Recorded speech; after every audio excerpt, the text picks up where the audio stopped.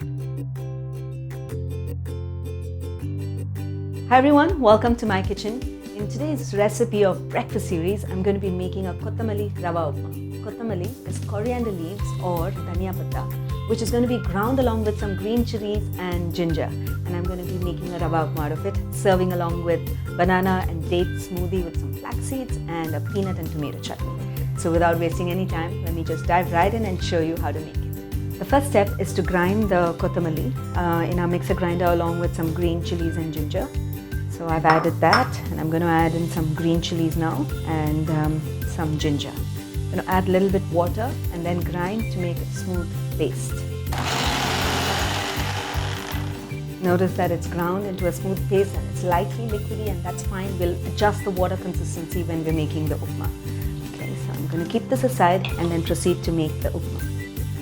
To begin making our upma, into the pan I'm going to add in some oil. Okay, and I'm going to add in the mustard seeds, allow it to crackle, and I'm also going to add some urad dal. Urad dal is a very important ingredient in making upma, and you have to allow it to roast until it becomes nice and golden brown and little crisp. So I'm just going to do that. Notice the urad dal has become light golden brown and it's become crisp as well. At this stage I'm going to add in the curry leaves and the onions that are finely chopped.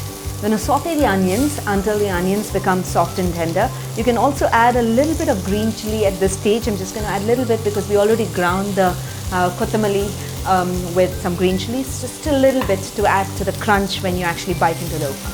So saute until the onions become soft, and then I'll tell you the next steps.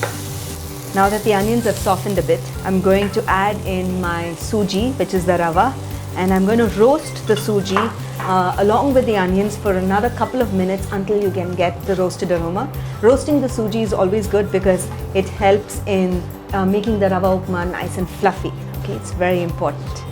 Okay, now that the suji is well roasted, I'm going to add in the water which I boiled a little earlier.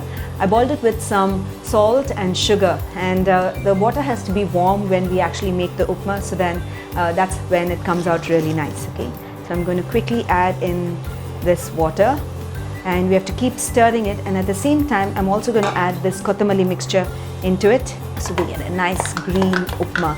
I'm going to quickly turn this up and then keep mixing it until the whole upma comes together. I added a little bit of oil while roasting it. I'm going to add a tablespoon of ghee also on top, so the upma is nice and creamy as well. This is completely optional, but then ghee adds great flavor to the upma. Okay, I'm just going to stir it in, keep it on medium heat, and then cook the upma until the entire thing comes away from the sides of the pan. Notice that the upma is coming away beautifully from the sides of the pan. When you actually swirl it around, it'll come out like a neat, clean coagulation of mixture, okay, coagulated mixture. So at this stage, you know the upma is done. Give it a taste. It shouldn't have a raw taste. If it still has, then maybe you need to sprinkle a little bit water and then cook a little more. And you can also cover the upma and then so that its steam cooks faster while you're doing it, or you can just keep stirring it while you're cooking. So now that this is ready, I'm going to show you how to make the peanut and the tomato chutney and then the banana date smoothie. For the peanut and tomato chutney right now, into my mixer grinder, I'm going to add in some roasted peanuts. Okay, these are pre-roasted. I have some dry red chilies here, some garlic, green chilies and ginger. The curry leaves are for later. And I also have some tomato puree. Typically what you do is you either chop some tomatoes and then roast them in the pan and then add it, or I do a shortcut. If I have some cooked tomato puree sitting in the fridge, without adding water into this mixture, I will add this tomato puree in, and it tastes just as good. I'm just going to quickly add the tomato puree inside and cover the mixer grinder and then blend to make a nice smooth puree. It looks really smooth. At this stage, I'm going to add in just a pinch of salt to taste. I'm going to give it a quick blend once again. Now that the chutney is smoothly ground, I have to give the tadka for the chutney. So I'm going to quickly do that and then show you how to make the date banana smoothie. So now into my preheated pan, I'm going to add in a little bit of oil. I'm going to add in the mustard seeds and the urad dal, right? Urad dal is an essential ingredient for making the tadka for the chutney. I'm going to allow them to crackle and the urad dal to turn nice and golden brown. It takes about less than a minute. Notice the dal is turned golden brown and it's lightly crisp as well. Perfect for a chutney at this stage.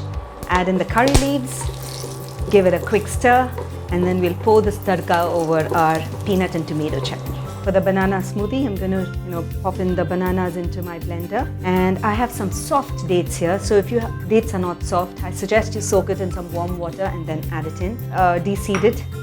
And then I have some flaxseed powder. You can also add a tablespoon or two of oatmeal, like the fresh oats. And I'm going to add in the milk. I'm going to add half the milk now and the other half just a little later. Because we're adding dates, the banana is also sweet. We don't need to add sugar. It's completely wholesome and healthy. You can also add almond powder into it.